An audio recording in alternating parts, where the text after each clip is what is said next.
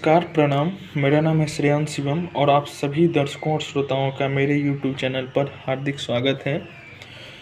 हम बातें शुरू करें उससे पहले मेरा आपसे एक विनम्र निवेदन है कि आप लोग मेरे यूट्यूब चैनल को ज़रूर सब्सक्राइब करें और इसे शेयर करें, क्योंकि हम आपको इसके माध्यम से नई नई बातों को सामने में लाते हैं। जो आपके चेतना से बाहर की चीज़ें हैं वो हम आपसे रूबरू करवाते हैं, चाहे वो फिल्म को लेकर हो या फिर क्रिकेट को लेकर के। हम अभी बहुत सारी चीज़ों को लेकर आएंगे।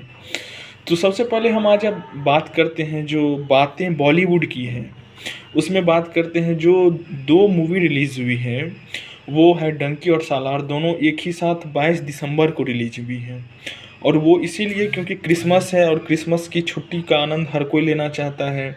और एक बड़ा छुट्टी भी मिलती है 25 तारीख या 24 तारीख से लेकर के 1 जनवरी तक। तो उसको लेकर के कि कमाई अच्छी हो, इसीलिए अभी यहाँ पर दोनों फिल्म को एक साथ रिलीज कर दिया गया है। यदि हम बात करें दोनों मूवी की, तो आमतौर पर जब हम कहीं जाते हैं कोई भी सामान खरीदने या फिर कोई भी कॉलेज में हम एडमिशन लेने, तो वहाँ पर हम सबसे पहले फीडबैक लेते हैं, है ना। तो दर्शक जो है वो फीडबैक देते हैं किसी फिल्म के बारे में कि फीडबैक आखिर क्या है वो चीज़ें। और यदि हम उससे पहले फिल्म के इर्द गिर्द की बात करें, तो जैसे हम किसी भी यूनिवर्सिटी में जाते वक्त वहाँ के प्रोफेसरों को देखते हैं कि वहाँ पर कौन सा है, या फिर किसी का प्रोडक्ट खरीदते वक्त उसकी क्वालिटी देखते हैं, तो वैसे ही हम अक्सर फिल्मों के बारे में ऐसा कहा जाता है कि फिल्म का जो डायरेक्टर होता है उससे बहुत ज़्यादा प्रभाव पड़ता है फिल्म पर।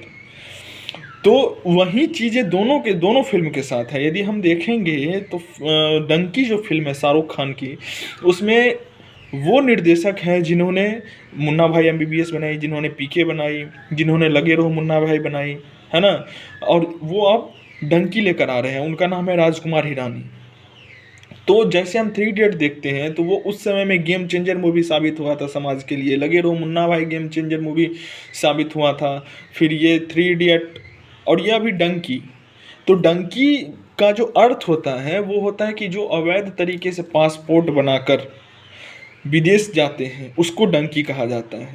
और इसी के कारण इस मूवी का नाम डंकी है, क्योंकि इसमें से जो चारों पांचों व्यक्ति हैं भारत के, वो पांचों चले जाते हैं विदेश अवैध तरीके से। और वहाँ पर जाकर जो दुर्गति होती है इन लोगों की, वो इस फिल्म में दिखाया गया है। इसमें अलग बात है कि इसको गंभीरता से बनाने के बजाय इसमें इस थोड़ा हल्का अंदाज में बनाया गया है, यानी कॉमेडी का इसमें तड़का दिया गया है। और लास्ट में जो बोला गया है कि ये अब तक की राजकुमार हिरानी की सबसे इमोशनल फिल्म है, तो उस हिसाब से लास्ट के अंतिम सीन में ज़रूर कुछ इमोशनल सीन है इसका जो एक गाना है कि दिल वाला, कि निकले जो थे कभी हम घर से, मगर हमारे दिल से घर कभी नहीं निकला, क्या करें हम ऐसी धड़कन का जिसमें बसा हो हर घर का, है ना।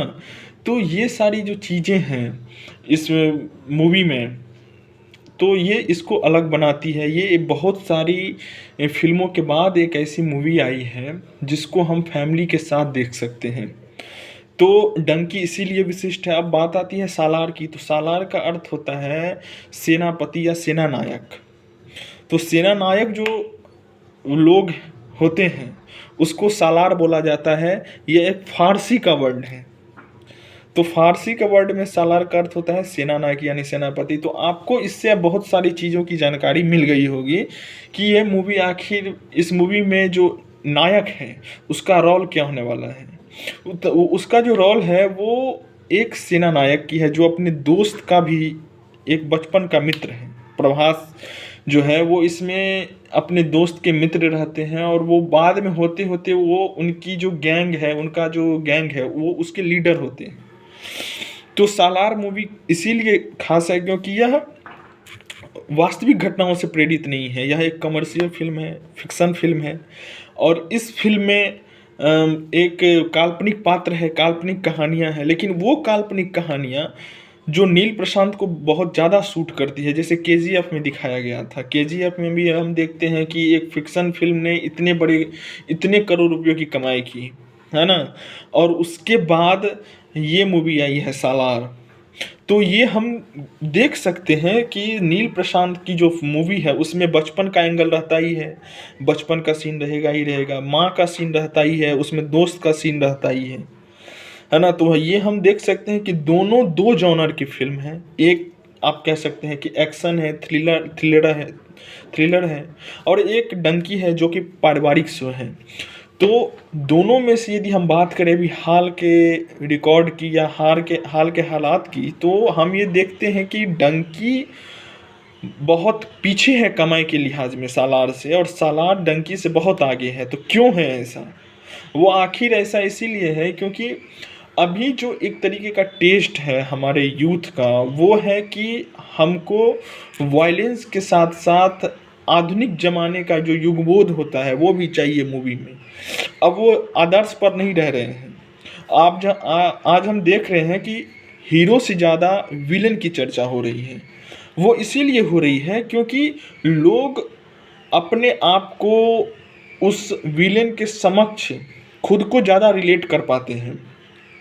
आजकल हीरो जैसे एनिमल मूवी में आए थे विलेन के रोल में बॉबी देओल, लेकिन उनका 15 मिनट का ही रोल वो इतनी ज़्यादा सुर्खियाँ ले गए। क्यों ले गए? क्योंकि एक्टिंग की बदौलत जो होता है एक, अब वो बेंचमार्क टूट रहा है कि किसी फिल्म में जो एक्टर है होगा उसी की प्रशंसा होगी। जो भी अच्छा काम करेगा, जो भी अच्छी एक्टिंग करेगा उसकी प्रशंसा होगी, चाहे वो लॉर्ड बॉबी हो, चाहे वो रणबीर हो। यही कारण है कि आज के समय में हम देखें तो सालार मूवी जो है वो, उसमें प्रभास हैं, उसके दोस्त हैं, और ये एक डार्क मूवी है। जबकि डंकी जो है वो रियल लाइफ की मूवी है। वो रियल लाइफ की मूवी ऐसे है क्योंकि डंकी में यदि हम देखें तो उसमें ये दिखाया जाता है कि कैसे हम लोग समाज में रहते हैं, गांव में रहते हैं, और गांव में रहने के बाद हम लोग का एक शौक होता है कि शहर में जाके पैसे कमाएं। पैसे कमाने के बाद मन होता है कि कुछ विदेश चले जाएं घूमने के लिए। सेम यही मूवी है कि हमारे मुल्क से अच्छा कोई नहीं है। डंकी के माध्यम से हमें ये संदेश मिलता है कि हमारे मुल्क से अच्छा कोई नहीं है। इकबाल के शब्दों में कहें तो सारे जहां से अच्छा हिंदुस्तान हमारा। तो यही चीज दिखाई गई है डंकी में। तो डंकी जहां पर रियल लाइफ की कहानी या घटनाओं से प्रेरित है कि कैसे यहाँ पर लोग विदेश, पहले शहर, फिर शहर से विदेश जाने के लिए मरते हैं। और वहीं दूसरी तरफ यदि हम बात करें सालार की, तो यह एक काल्पनिक कहानी है, लेकिन इस काल्पनिक कहानी को इस तरीके से निर्देशन के माध्यम से गढ़ा गया है कि ये लगता है कि ऐसी जो घटनाएं हैं वो भविष्य में या अतीत में हो चुकी हैं।